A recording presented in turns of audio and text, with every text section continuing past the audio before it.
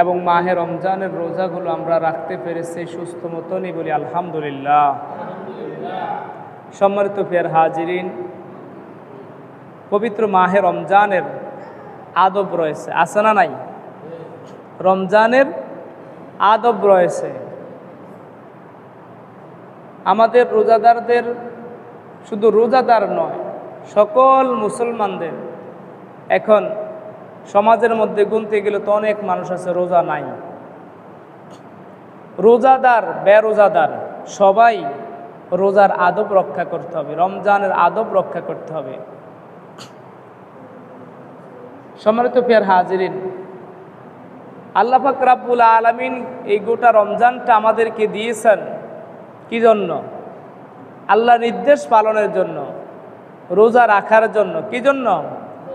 রোজা রাখার জন্য। আল্লাহ পাক রব্বুল আলামিন বলেন, ফামান শাহিদা মিনকুমুশ শাহরা ফালিয়াসুম। যে ব্যক্তি রমজান মাস পেল, তার 1 নম্বর আদব হচ্ছে সে রমজানের রোজাগুলো পালন করবে। একজন মুসলমান হিসাবে আমার রমজানের প্রথম আদব কি? আমাকে রোজা রাখতে হবে। কি রাখতে হবে? রোজা রাখতে হবে।